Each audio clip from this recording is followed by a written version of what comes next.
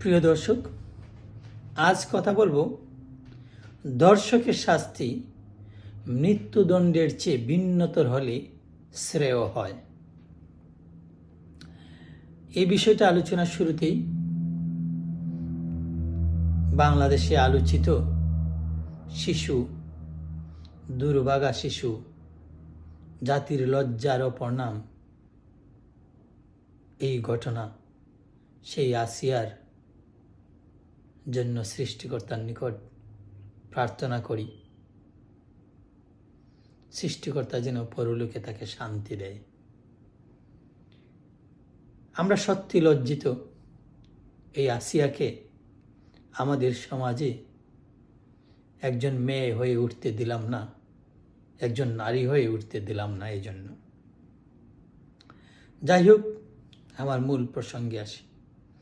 প্রিয় দর্শক, চারিদিকে আওয়াজ, দর্শকের ফাঁসি চাই।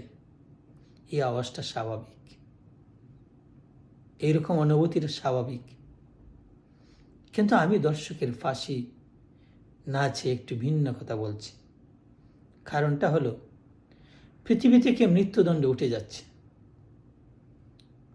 কারণ আমরা বিশ্বাস করি জন্ম মৃত্যু হচ্ছে সৃষ্টিকর্তার হাত।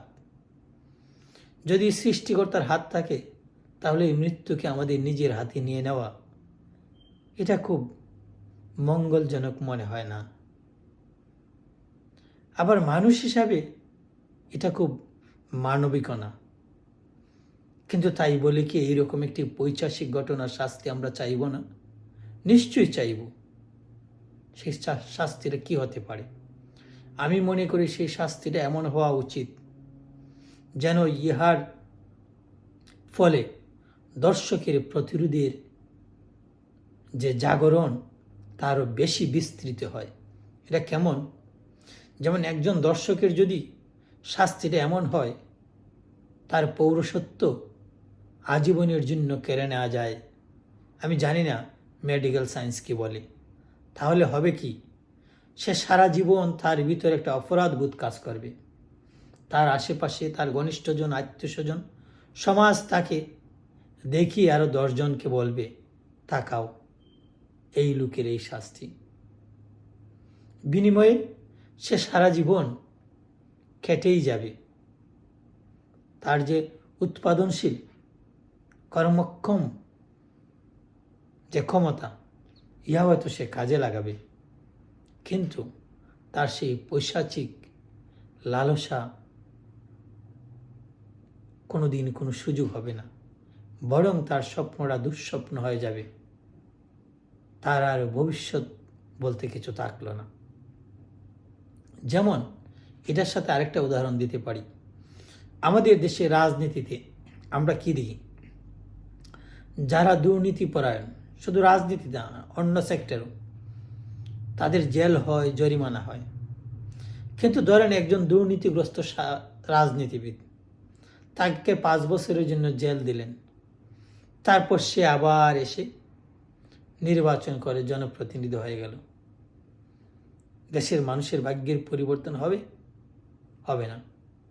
এটার ক্ষেত্রে তাকে জেল না দিয়ে তাকে আজীবনের জন্য যদি নির্বাচন থেকে নিষিদ্ধ করা যায়, তাহলে ইহা একটি উদাহরণ থাকবে।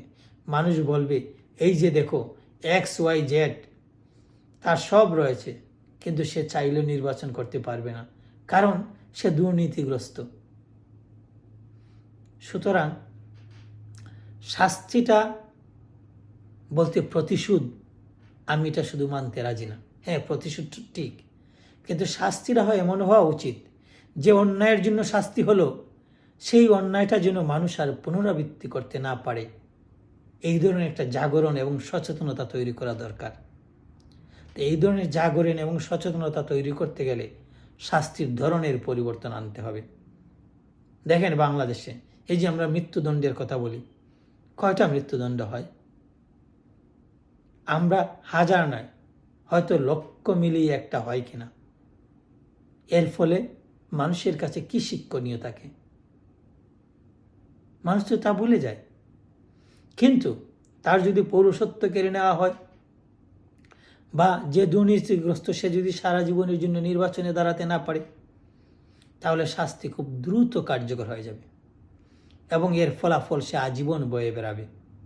অন্য কাউকে প্রচার করতে হবে না, তাকে দেখলেই মানুষ বুঝবে।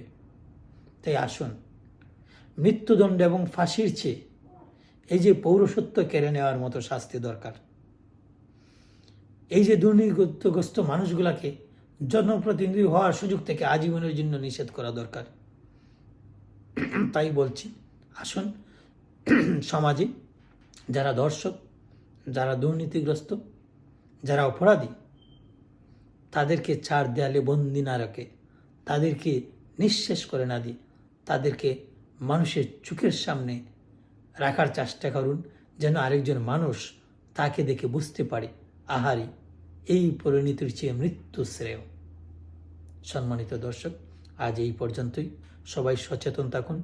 আমাদের সমাজের বন্ড পাষণ্ডদের কাছ থেকে আমাদের মা বোন, নিরীহ মানুষ, সমস্ত সমাজকে সুস্থ, সুন্দর, নিরাপদ রাখতে যার যার অবস্থান থেকে এগিয়ে আসুন। সবাইকে ধন্যবাদ। ভালো থাকুন।